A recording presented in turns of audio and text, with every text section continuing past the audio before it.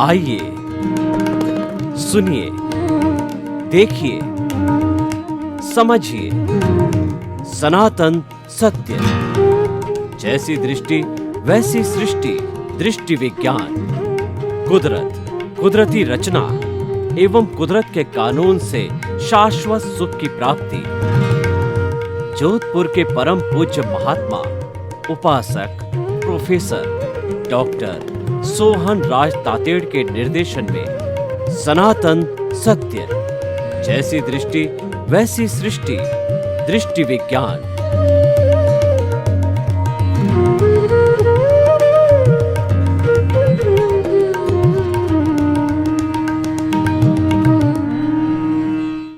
कार्यक्रम के अंदर और सही दृष्टि सही सोच, soul of the science, right vision and right thinking कार्यक्रम में हम आपको जीवन के नए नए रहस्यों के बारे में बताएंगे कि किस तरीके से हमारा जीवन अच्छा निर्माण हो सकता है और हम अपना जीवन सुखी तरीके से जी सकते हैं, परिवार में भी सुख पैदा कर सकते हैं, हमारे समाज को भी एक अच्छा स्वस्थ समाज बना सकते हैं और विश्व को भी वसुधैव कुटुंबकम का अच्छा जो है वो हम बना सकते हैं। उसको इस कार्यक्रम में हम आपको दिखाएंगे और इस कार्यक्रम में प्रतिदिन हम नए नए विषयों को लेकर के प्रवेश होते हैं और हर विषय जो है हमें जागरूकता देता है, हर विषय हमारे जीवन का निर्माण करने वाला होता है। तो आत्मविज्ञान के अंतर्गत आज का हमारा विषय है कि कुदरत का कानून।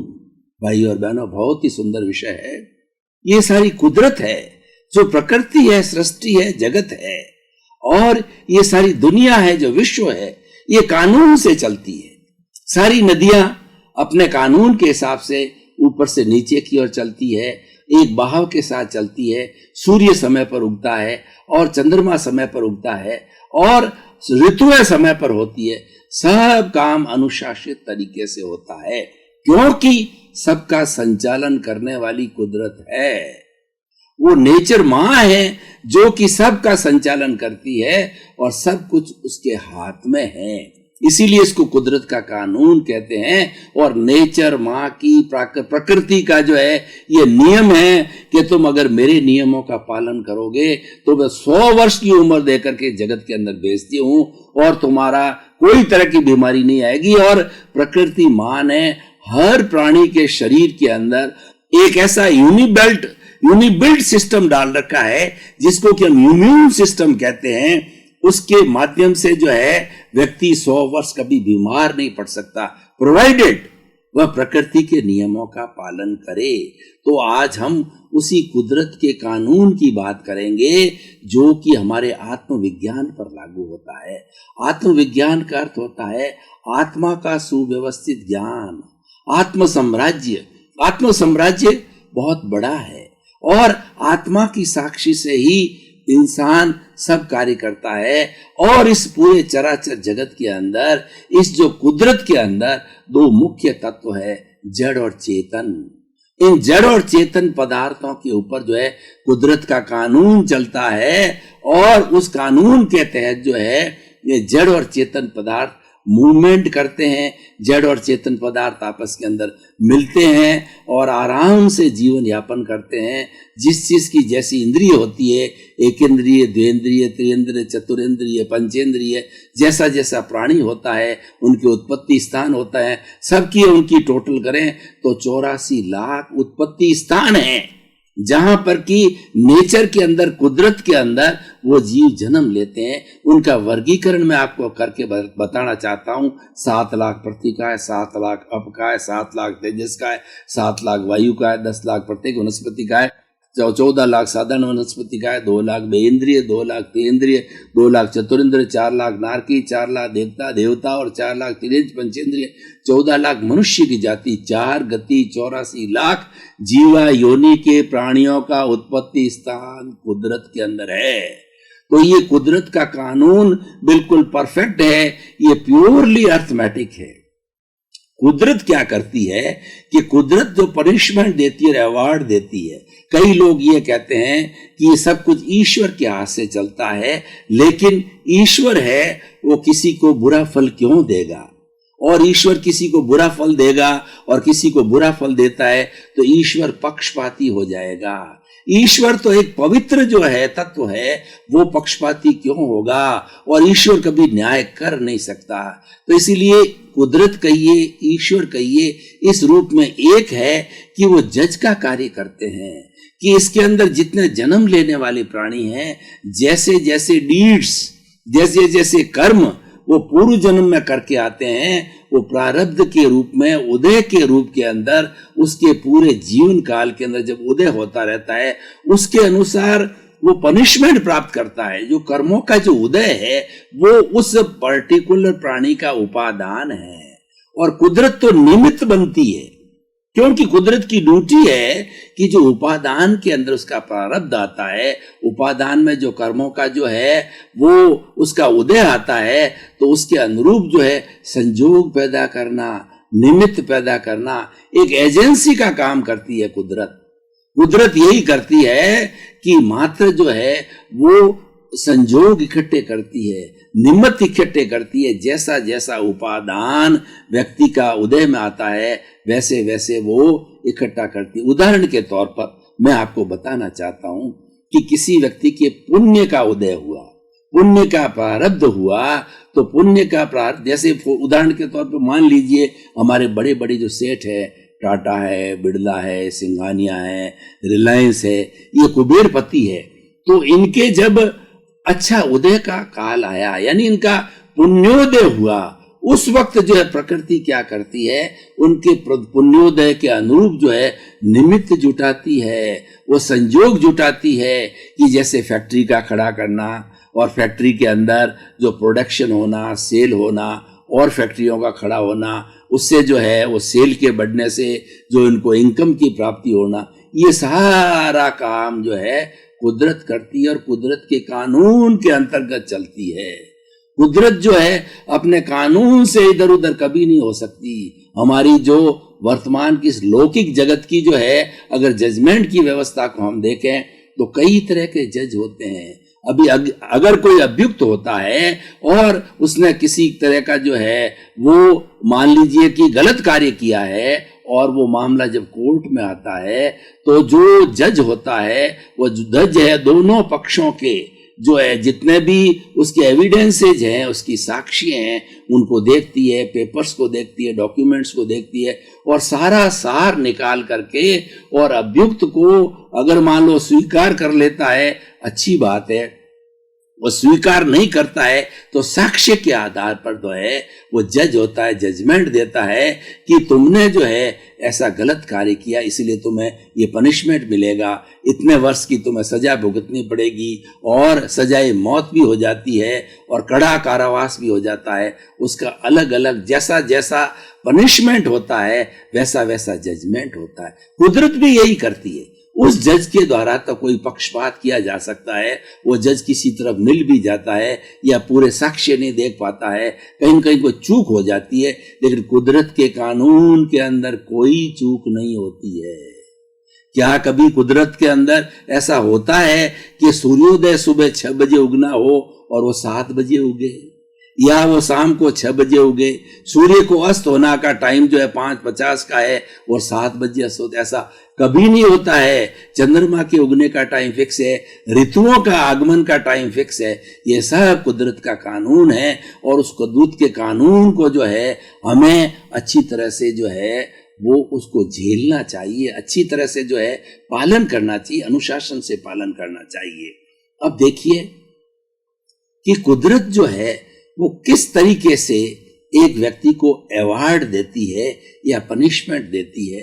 कुदरत अपनी तरफ से कोई भी जो है पक्षपात नहीं करती, उसको पनिशमेंट और अवार्ड जो उसके पूर्व किए हुए कर्म हैं, कर्म जो है एक तरह की कर्म रज होती है, और इसको बोला जाए कि इसको एक शब्द में कषाय कहते हैं, 2 शब्दों में कहते हैं तो राग द्वेष कहा जाता है, 4 शब्दों में कहें तो क्रोध अहंकार माया लोभ कहा जाता है, और इसका और ब्रॉड क्लासिफिकेशन करें तो कर्म 8 तरह के होते हैं: ज्ञानावर्णीय, दर्शनावर्णीय, वेदनीय, मोहनीय, आयुष्य, नाम, गोत्र और अंतराय।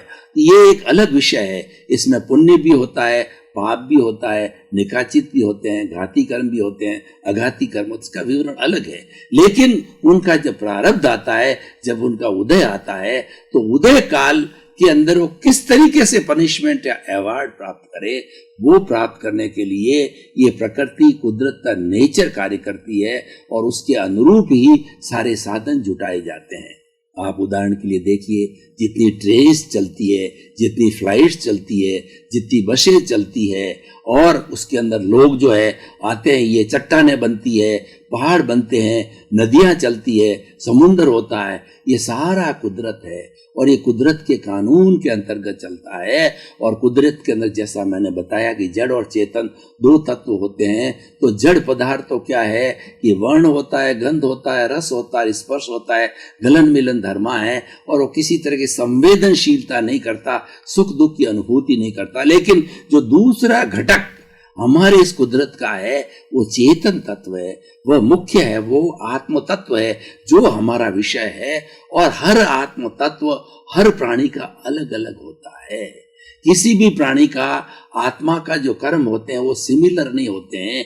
एक माँ के दो बेटे जाए हुए होते हैं, एक ही सौतेले बेटे होते हैं, लेकिन दोनों के जो कर्म अलग होते हैं, इसलिए कर्मों की करनी अलग गिनी जाती है। उसमें से हो सकता है कि एक व्यक्ति एक ही समय में जन्मे हुए माँ के दो बेटे, एक तो साधु सन्यासी बन जाता है और दूसरा लुटेरा भी बन सकता है। वो माँ का दोष नहीं है, वो प्रकृति का दोष नहीं है। वह दोष किसका है कि वो किस तरीके के डीड्स पहले करके आया, किस तरह के कर्म का अर्जन करके आया है, वो कैसा पुरुषार्थ पीछे से करके आया, उसके अनुरूप ये वर्तमान का भाग्य बनता है। जो हम पूर्व के अंदर पुरुषार्थ करके आए हैं वो आज का हमारा भाग्य, और आज जो हम पुरुषार्थ करेंगे आने वाले कल यानी आने वाले जन्म का हमारा भाग्य बनेगा। तो पुरुषार्थ से जो है भाग्य बदलता है, भाग्य से पुरुषार्थ बदलता है। इस तरह से सिक्के के दो पहलू हैं और इनको अलग नहीं किया जा सकता है, एक दूसरे के पूरक हैं और ये प्रकृति से संचालित होते हैं। इनका जो उदय क्रियान्विति है ना, इनका एग्जीक्यूटिव पार्ट है, वो सारा कुदरत करती है। इसीलिए कुदरत को समझना बहुत ही जरूरी है। कुदरत जो है निमित्त जुटाती है, इसीलिए कर्ता कुदरत ही होती है, व्यक्ति कुदरत नहीं हो सकता। क्यों कि उसके हाथ के अंदर सारे साधन और सारे जो जितना भी संजोग है या निमित्त है जुटाने की ताकत नहीं है। वो तो इस नेचर माँ में है, इस कुदरत के अंदर है। तो भाई और बहनों, अब आप सोचिए, इतनी विशाल प्रकृति है और इतनी विशाल सृष्टि है, सबको हमको अवगा दी है। अगर हम व्यक्तिगत स्तर पर बात करें तो कुदरत के कानून को हमें एक्सेप्ट करना चाहिए, उसके साथ के अंदर हमें कोई विरोध नहीं करना चाहिए, क्योंकि वह प्रकृति माँ हमें स्वस्थ रखती है, हमें स्वास्थ्य देती है, हमारा भरण पोषण करती है, हमें सुख देती है और शांति देती है। एक व्यक्ति के सूर्योदय से लेकर के शाम के जीवन या सूर्योदय से सोकर के वापस सूर्योदय तक 24 आवर्स की दिनचर्या को देखें तो 24 आवर्स की दिनचर्या के अंदर व्यक्ति को कितना उतार चढ़ाव जो विचारों के अंदर आता है और कितने लोगों से संपर्क होता है और कितनी कितनी चीजें उसके संजोग में आती है। अगर हम कहीं ट्रेवलिंग कर रहे होते हैं तो 24 घंटे में ट्रेन के अंदर हमको कितने कितने तरह के लोग मिलते हैं, मेल मिलता है, फीमेल मिलता है, जो लूले भी मिल जाते हैं, लंगड़े भी मिल जाते हैं, अपाहिज भी मिल जाते हैं, सभी तरह के मिलते हैं। तो सब ये कुदरत के कानून के तहत संचालित होते हैं और हमारा जिसके साथ जब जिस समय संजोग होगा उस समय में हमें वहां जाना पड़ेगा, वहां हमको कुदरत ले जाएगी। कुदरत को व्यवस्थित शक्ति भी कहते हैं, इसको हम साइंटिफिक सर्कमस्टेंशियल एविडेंसेस भी कहा जाता है। ये सब संजोग और ये सब जो है निमित्त जुटाती है। तो इसीलिए व्यक्ति के हाथ में तो कुछ नहीं है, व्यक्ति के हाथ में तो नए बीज डालना उसके हाथ में है। और पूर्व जन्म के अंदर जो कुछ यो बीज डाल के आ गया है तो वो बीज डलते ही कर्म फल तैयार हो गया। जैसे हम कोई बीज डालते हैं, पौधा होता है, पौधा के बाद फल देता है और फल जब हम जैसे आम का पेड़ है तो उस आम को खाते हैं तो मीठा होता है, तो हम आनंद की अनुभूति होती है। और कोई भी कड़वा जो है, कशेला जो होता है, अगर उसको हम खाते हैं तो हमें बड़ी नफरत सी होती है। तो ये सारे फल जो है ना वो हमारे ही किए हुए हैं, हमें ही उनको अर्जन किया है, वो बोकर के आए हैं, बीज है। मात्र कुदरत तो क्या करती है, उसको उद्घाटित करती है, और जैसे जैसे उसके जो प्रारब्ध और जैसे जैसे उदय काल है उसके अनुरूप जो है व्यवस्थाएं बिठाती है। इसीलिए हमारी कुदरत है एक बहुत बड़ा मैनेजर है, कुदरत है बहुत बड़ा व्यवस्थापक है, इतनी बड़ी व्यवस्था करता है। एक नहीं, मात्र 84 लाख जीवा योनि के प्राणियों की नरगति, तिरंज गति, मनुष्य गति, देव गति और मोक्ष भी कुदरत पे है। मोक्ष के अंदर जो जीव रहते हैं, जो कि आनंद के साथ रहते हैं, जो अरूपी होते हैं, वो अनंत ज्ञान, अनंत दर्शन, अनंत शक्ति और अनंत सुख का भंडार होते हैं, वो भी कुदरत के अंदर होते हैं।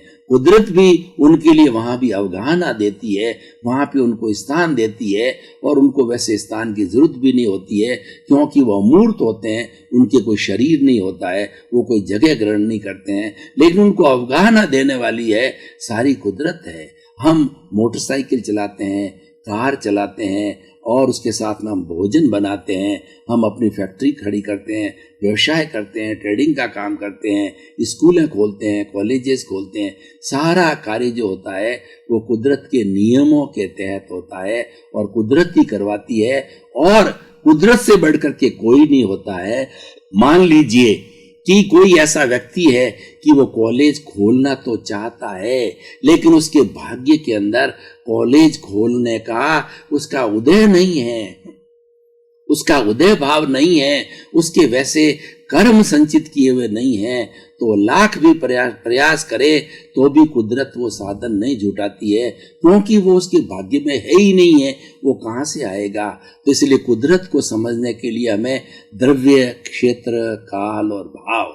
द्रव्य क्षेत्र होता है वस्तु, वस्तु के अंदर जड़ होता है या चेतन होता है, जैसे मैं एक स्थान से दूसरे स्थान पे चला गया, ये द्रव्य है। और क्षेत्र का मतलब स्थान है, अभी मैं स्टूडियो में बैठा हूँ, स्टूडियो स्थान है। हम ट्रेन में जाते हैं, ए स्टेशन से बी स्टेशन पर जाते हैं, तो हमारा स्थान परिवर्तन होता है। द्रव्य क्षेत्र काल का मतलब समय होता है। हम सुबह जो है अपने घर से निकलते हैं और थोड़ी देर के बाद में हमारे वर्किंग फील्ड के ऊपर जाते हैं, या ट्रेन में बैठते हैं तो शाम को हम गंतव्य स्थान पर जाते हैं। तो ये काल होता है, द्रव्य क्षेत्र और काल। भाव, भाव का अर्थ होता है इस पीरियड के अंदर जो कुछ भी हमने, जैसे 24 घंटे के अंदर हमारे विचार कैसे रहे, विचारों का जो उतार चढ़ाव है वो भाव कहलाता है। इसलिए भाव बहुत उपयोगी होता है, और इन सब का संचालन भी कुदरत से होता है। क्योंकि भाव कब पैदा होंगे कि द्रव्य क्षेत्र काल जो है ना उनके सामने होंगे। जैसे कि पर्टिकुलर क्षेत्र के अंदर हमें किसी स्थान पर बैठे हैं, वहां मच्छर हमको काट रहे हैं, तो हमारे वहां भाव बिगड़ जाते हैं।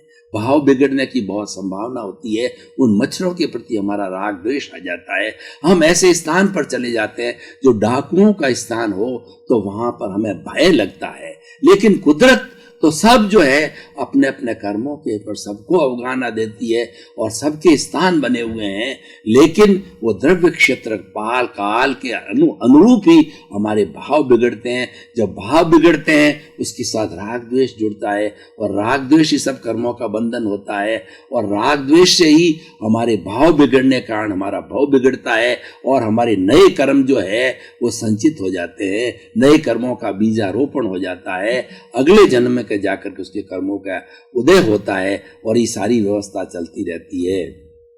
और इसको काल, स्वभाव, कर्म, पुरुषार्थ और नियति भी प्रकृति है। प्रकृति और कुदरत एक ही चीज है। प्रकृति, नेचर, कुदरत, कॉस्मोस, ब्रह्मांड, दुनिया, ये सब एक ही बात है, और ये पूरा एनर्जी से भरी हुई होती है।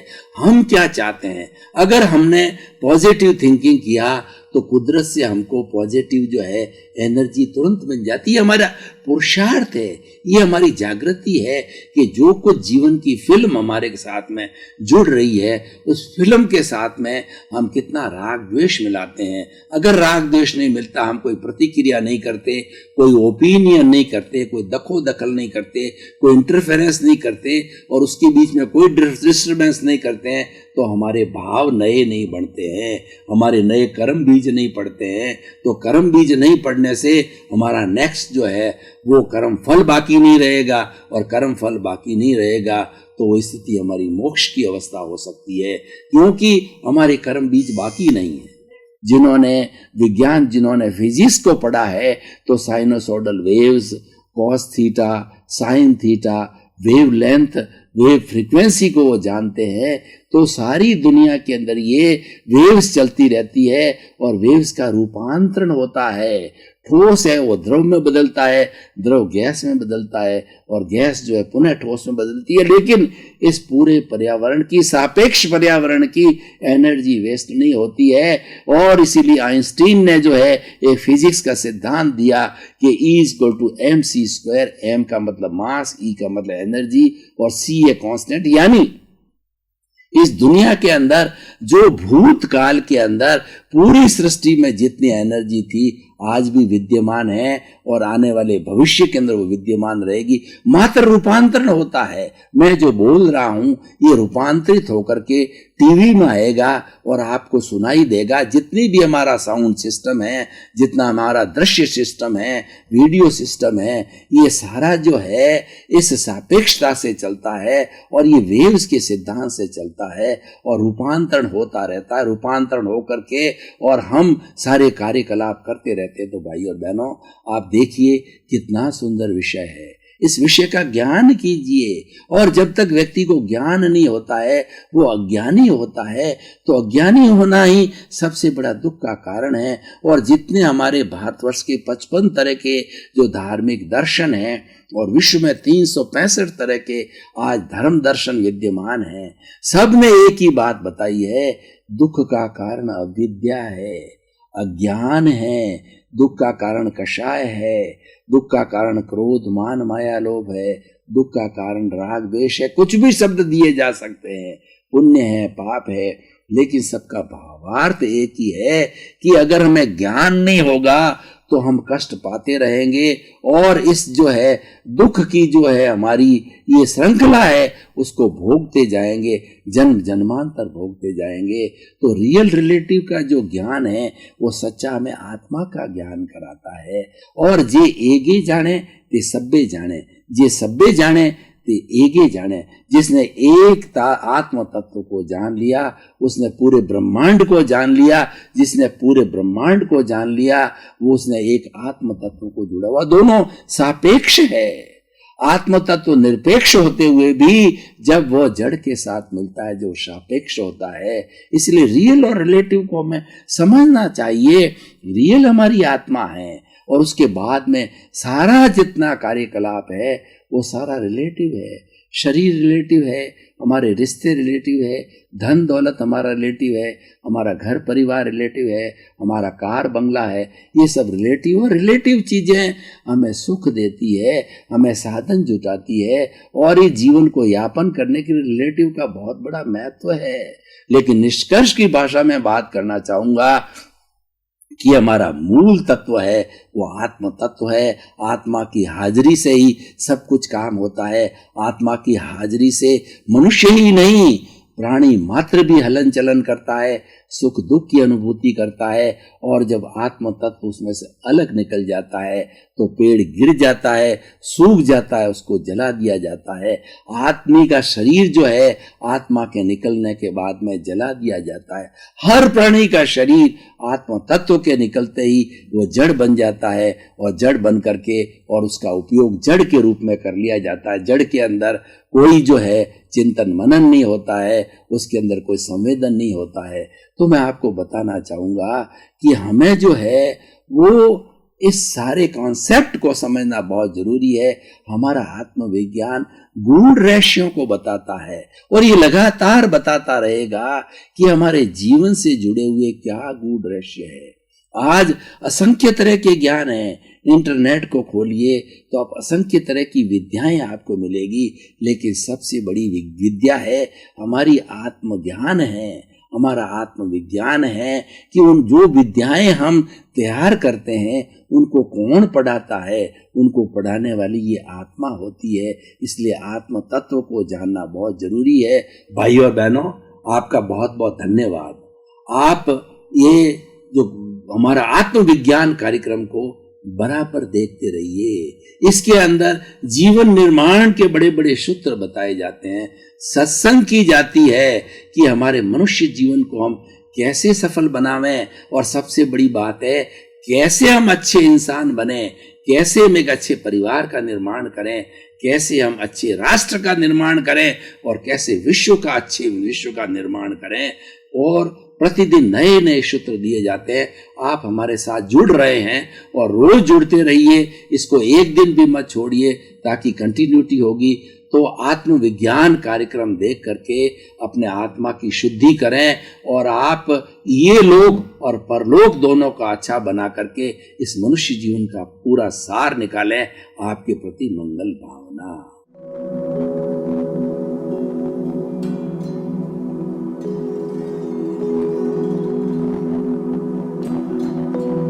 एक ऐसा अंतर्राष्ट्रीय ख्याति प्राप्त मानव जो गुरु प्रेरणा से पिछले 20 वर्षों से वानप्रस्थ जीवन जीते हुए 24 घंटे मानवता की सेवा में संलग्न है। एक ऐसा मानव जो अभी राष्ट्रीय, अंतर्राष्ट्रीय टीवी चैनलों पर 7,500 एपिसोड के माध्यम से सनातन सत्य, आत्मविज्ञान एवं पुनरुत्थान, व्यवहार एवं निश्चय जगत के जीवनोपयोगी विषयों पर हृदय स्पर्शी प्रवचन कर चुका है। उस मानव का नाम है महात्मा उपासक प्रोफेसर डॉक्टर सोहन राज तातेड़। प्रोफेसर तातेड़ द्वारा योग, दर्शन, शिक्षा विषयों पर रचित पीएचडी स्तर के 250 शोध ग्रंथ भारत के 100 प्रतिष्ठित विश्वविद्यालयों में शोधार्थी पढ़ रहे हैं, तथा वे सभी शोध ग्रंथ वहां की सेंट्रल लाइब्रेरियों में उपलब्ध हैं। महात्मा सोहन राज ने अभी तक हजारों स्कूलों, कॉलेजों, विश्वविद्यालयों एवं संस्थाओं में सेमिनार, वर्कशॉप, कैंप लगाकर लाखों विद्यार्थियों को योग, दर्शन, शिक्षा का प्रशिक्षण देकर उन्हें सुसंस्कारित किया। डॉक्टर तातेड़ ने भारतीय संस्कृति उत्थान के 4000 से अधिक समसामयिक विषयों पर आर्टिकल लिखकर ऑनलाइन जर्नल, पत्रिकाओं, वेबसाइट्स पर प्रकाशित किया, जिसका उपयोग लाखों पाठक कर रहे हैं। उपासक तातेड़ के 5000 से अधिक आज का सुविचार, आज का शुभ संदेश, आज का मंगल भावना योग आदि चिंतन websites, Twitter, blogger, Facebook, YouTube माध्यमों से लाखों लोग अपना जीवन निर्माण कर रहे हैं। मानवता के मसीहा ऐसे महामानव महात्मा सोहन राज तातेड़ के प्रोफाइल को अभी तक विश्व के 20 लाख दर्शक यूट्यूब पर, 12 लाख गूगल पर एवं लाखों दर्शक फेसबुक, ब्लॉगर, ट्विटर और इंस्टाग्राम पर देख चुके हैं।